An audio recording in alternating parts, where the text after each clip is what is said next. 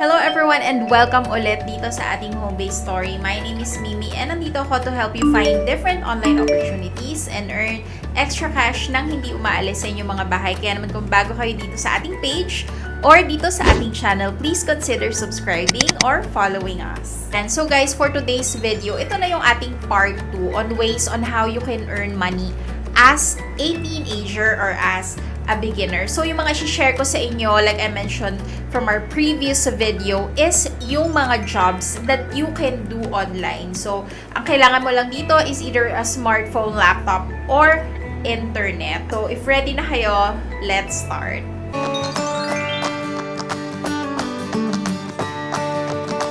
So, the first one is being a tech support. So, if you are the type of person who's really tech savvy, pwede nyong gawing side gig ito. So, for example, knowledgeable ka sa mga issues like blue screen or halimbawa yung slow computer or halimbawa naman you can fix hardware. Pwede nyong gawin as a tech support, guys. You can offer, guys, your services online or over the phone. So, you can do this chatting or through TeamViewer for screen sharing. All you have to do is just offer your services online, again, through Facebook or through word of mouth through your friends.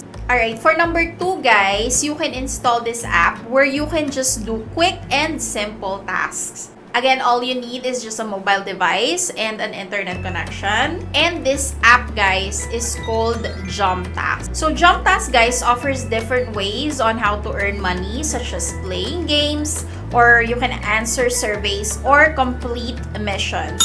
So, guys, with this app, you can earn from $10 to $100 in just a few minutes. It all depends, of course, on the task that you can complete.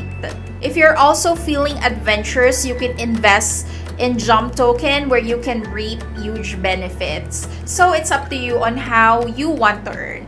And with Jump Task rapidly growing, guys, you will soon be able to test the apps, review the ads, translate text, and there's so much more to come. So guys, if you want to try this one, all you have to do is just head down to our description box below and click the link for Jump Task. And if you use my link, you will automatically get a huge bonus of $7 on your account.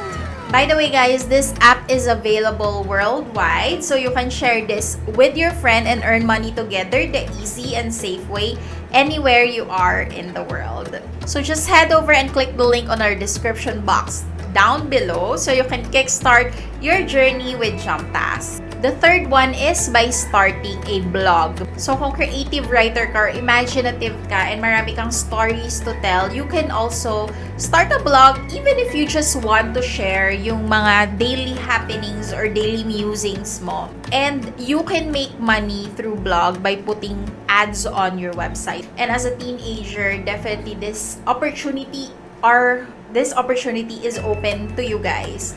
How to start? You'll need to buy a domain, guys. Of course, you need to think of a name for your blog. You also need web hosting for your website. So, once naman na-establish na yung content nyo, you can sign up with AdSense to place ads on your website. Number 4 is Transcription or Captioner. Ayan. So, ito siguro yung napakarami ko nang na-share over the years dito sa ating channel, yung transcription and captioner jobs. Ang maganda dito, guys, is pwede rin kayo mag-freelance. Like, my previous transcriptioner, nag-message lang siya sa akin na, Ate Mimi, pwede bang ako na lang magawa ng English subtitles mo? And I said, okay, yes. And I pay her, at that time, is 20 pesos per minute of transcribed video. So, you can also do that. And since nabanggit ko na nga din to, let's go to the next one, which is being a content writer.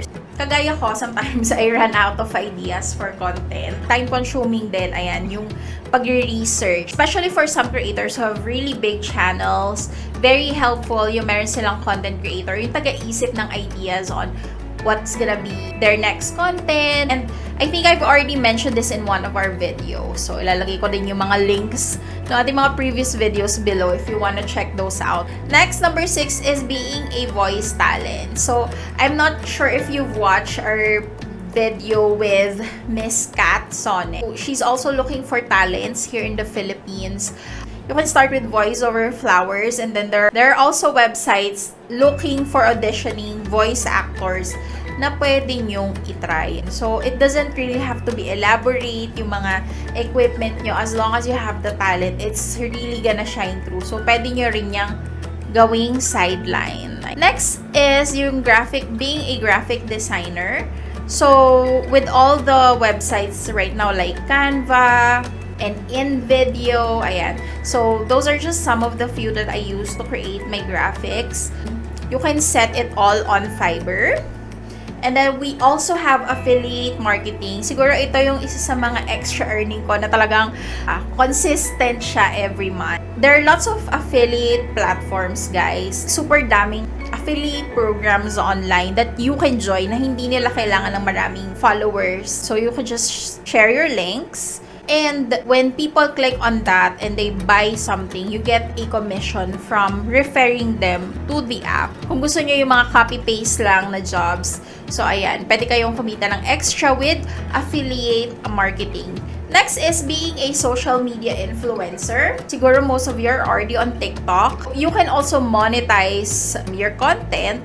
Like, halimbawa, pwedeng mga brand deals, diba? Like, for example, my sister, she is into makeup. So, when she created quality content, ayan, nagkakaroon na siya ngayon ng mga free products or X deals with brands. At the same time, meron din mga brands that are willing to pay her to create content for them. But the next one, guys, is for gamers naman. So, you can also earn from live stream gaming, especially in Facebook or Twitch. So, it's the same one. Mag-set up ka ng profile mo, and then you have to activate yung kanilang in-stream ads, or in case of Facebook, they also have stars. Marami kasi silang different kind of monetization. For those gamers out there, pwede to sa inyo. Next is podcaster. Siguro here in the Philippines, nakasikat yung podcast ni Will Dasovich, yung Superhuman. So, it's the same thing.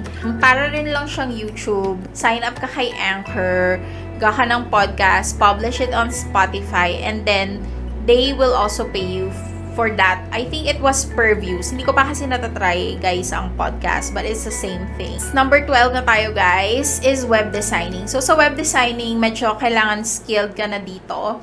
I know that this is one of the most in-demand skill. So, kung magka-college ka pa lang, it's a good idea to keep this in mind na kapag medyo interested ka sa web designing, you might wanna get into this. And then, the last one, guys, is you can create an app. Again, this requires a specialized skill again. But I know a lot of people or webinars offer, ways on how you can create. Meron nga yung nag-offer for kids to create their own app Where you can publish your app and pwede kang magkaroon ng in-stream ads kapag na-publish mo na siya sa Google Play or sa App Store. Ayan.